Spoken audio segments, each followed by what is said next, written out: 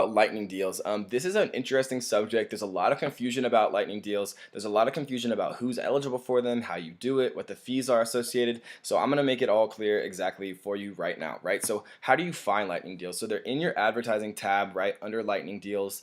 Let's talk about a little bit about how they work, right? So it's usually about 20% off the last 90-day average price. So if you're selling it for $100, right, you're usually going to have to at least take $20 off of that price, right? So 20% of your last 90-day average price, right?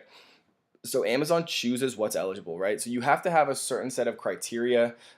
You can't request lightning deals. It just appears in your advertising, so it's definitely worth checking. A lot of power sellers, including myself, use lightning deals at least once a week, once a month, some amount of times, right? For slower moving products, for things that we know we're probably not going to replenish in the future, and we're kind of just trying to get rid of, or if we want to boost that, if we want to boost our momentum, if we have a huge amount of stock or we have some on the way, right? Or before a holiday where you want to kind of be up on top of those organic listings, so you're getting all of the organic sales, right, leading up to into a holiday that is related or is specifically important for your product, right? And so the review rating has to be above 3 stars. Most lightning deals last for 4 or 6 hours. In Canada, it can actually last up to 24 hours, but I've seen the USA go for almost up to 8 hours, right?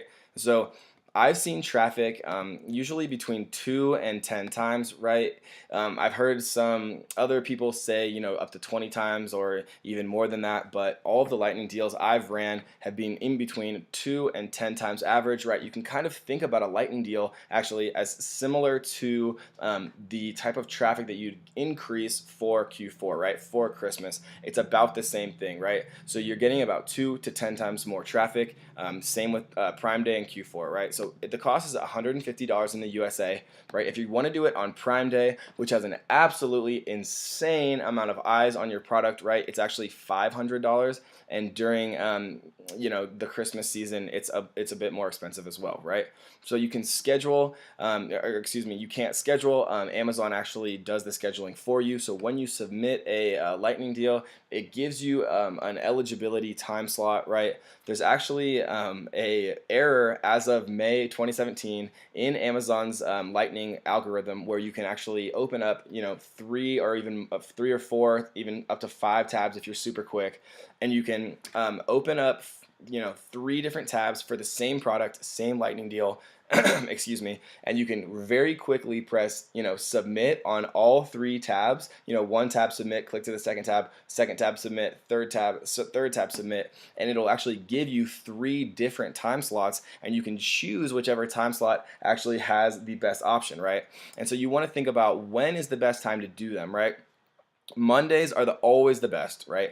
You want to think about both East Coast time zone and Pacific time zone, and so there's reasonable times for your best exposure. 9 a.m. is 12 noon in Eastern time, 5 p.m. on Pacific is 8 p.m. where the highest percentage of people are awake, the highest percentage of people are actively shopping and browsing Amazon, right?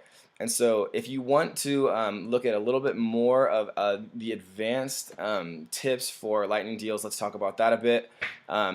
So you want to put an offer just a little bit more than what you expect to sell, right? So your claim rate is high. When what this does is when your claim rate is high, it actually basically games the Amazon algorithm and boosts your lightning deal to the top of the lightning deals page. And so you can think of lightning deals similarly to as you can think about product listings, where if you're higher organically ranked in the lightning deals section, you obviously have more eyes because less people are having to scroll to reach yours, right? And so if you want to even use a little bit more of these advanced tactics, if you know you're going to have a lightning deal and you have some friends and family and things like that who would be willing to help you and take like a minute of their time, if people are adding your lightning deal to cart initially, right, within the first few minutes of the deal, it really spurs your claim rate and really kicks you up in the deal page position, right?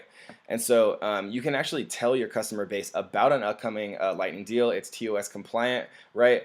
And so it's definitely worth doing. You want to focus on those first few minutes of your lightning deal because it's going to really determine like the success of your lightning deal as a whole, right? And so just to summarize, guys, you can't request a lightning deal, but some of your products are eligible, so it's worth checking at least weekly, right? Set yourself an alarm and forget about it. Check it once a week, right? If you have slow moving products, if any of them are eligible for lightning deals, or if you want to boost some momentum going into an important, time stretch for you guys, whether it's a holiday or whatever the case may be, it's always a good way to boost your rank, right? If you are just launching a product and you want to kind of build that initial momentum, and you do build up some reviews and meet those thresholds, above 3 stars and the other thresholds that I listed above, it's definitely a good way to get that initial momentum and really give yourself a huge kickstart when you launch a product.